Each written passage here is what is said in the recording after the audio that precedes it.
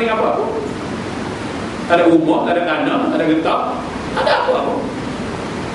Atas nama saya, tak ada. Jadi nak sebut benda ni supaya ingat. Betul ya. Untuk benda ni supaya ingat akhirat.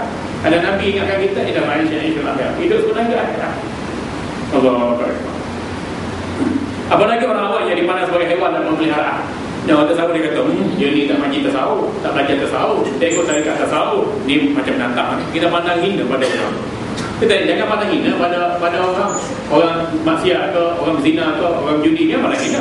Kalau dia buat sesuatu yang bertentangan dengan larangan Allah, kita pandang mulia untuk nak dakwah, nak tegur, nak didik, nak bimbing dia. Kita boleh pandang. Jadi kalau kita tengok orang dia jahat, minum arak, berzina, berjudi, membunuh orang, kita dah pandang hina, maka bagaimana kita nak ambil ruang untuk mendekatkan diri pada mereka dan memulihkan mereka? Allahu Akbar. Disebabkan gurunya itulah, tipu daya yang dialami itulah, petani meninggalkan sawah dan penenun meninggalkan pekerjaannya. Setiap hari mereka hanya bergaul dengan para ahli tasawuf palsu itu dan mendengarkan ucapan-ucapan yang langsung tidak bermakna. Kita dah ikut ustaz yang mengajar kita tak bimbing diri menuju akhirat. Hanya guna bahasa, kemahiran bercakap, komunikasi berkesan, motivator, tapi dia sendiri pun tak ikut amalan dia. Agar kita tertipu, kita tertipu. Nak dengar cakap sedap, memanglah boleh cari motivator. Tapi kalau nak betul-betul nak pulih diri, baiki sikap tabiat yang buruk, bersihkan hati, inilah jalan tasawuf yang sebenar. Allah Akbar. Biar ngaji dah banyak-banyak. Lagi pun masa kita begitu terhad. Jadi kita berhenti kat situ dulu tuan-tuan. Ada masa nanti kita akan sambung pelajaran kita akan datang, InsyaAllah subhanahu wa ta'ala. Baik tuan-tuan, ada nak tanya, ada nak marah, ada nak beri pandangan? Silakan. Boleh Ustaz ulaskan yang mana Rasulullah SAW bersabda yang paling aku takut daripada Dajjal ialah ular maksud. Baik, kalau ada yang sahih Rasulullah SAW sebut, kali yang aku takuti yang berlaku dalam rumah aku ialah Dajjal, iaitu ulama masuk. Ulama yang jahat. Ulama yang jahat ni dia kuasai disiplin ilmu, tapi tak beramal dengan ilmu dia. Sama. Yang kedua, dia kuasai disiplin ilmu, tapi tak berfungsi dengan ilmu dia tu untuk membimbing manusia dengan kebaikan, mencegah kemungkaran, membimbing manusia menuju pada Allah.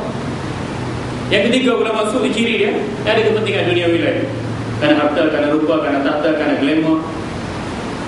Maka dia sanggup cari pandangan-pandangan kontroversi, cari pandangan-pandangan yang terbelakang, pandangan-pandangan yang minoriti, pandangan yang syad, yang gajib, nak bagi fatwa, bagi pendapat dalam urusan agama.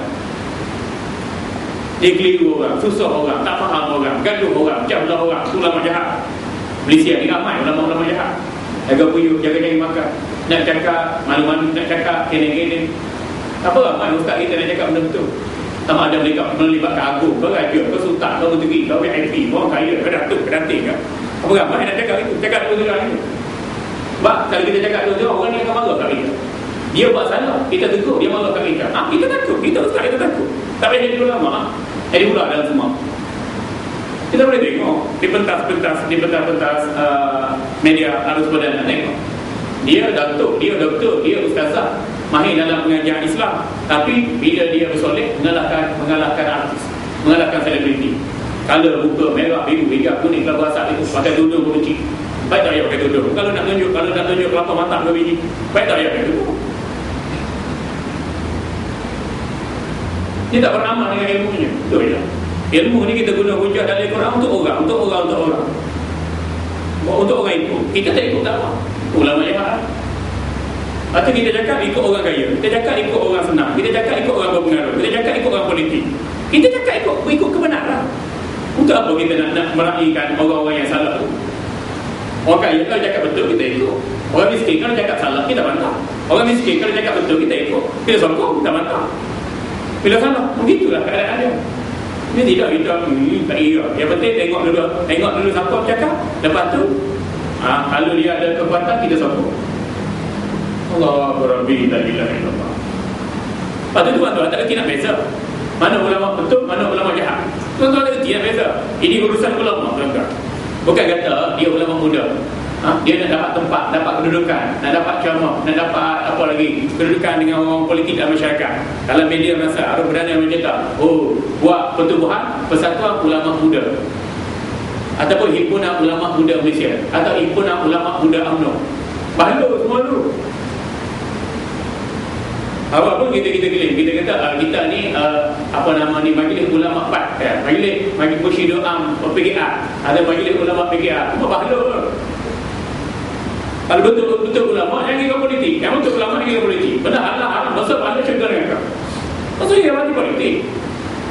Orang politik ni dia nak pegang kita, dia nak bela kita. Kalau kita masih lagi menyebelahi pemikirannya, tindakannya, dia bela kita. Kita tak ada siapa bela, Allah yang bela. Walaupun tidak popular kan perkataan kita, tindakan kita, sikap kita, walau tidak popular di kalangan manusia, tapi kita popular di kalangan Allah. Alhamdulillah, di kalangan penduduk lagi. Alhamdulillah, akhirat nanti kita popular.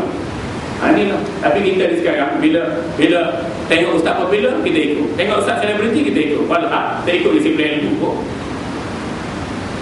Allah berarti la ilaha illallah. Jadi tuan-tuan tanya, tuan-tuan tengok, ulama usul ada kepentingan, ada ciri-ciri tadi itu, ada ilmu tak beramal.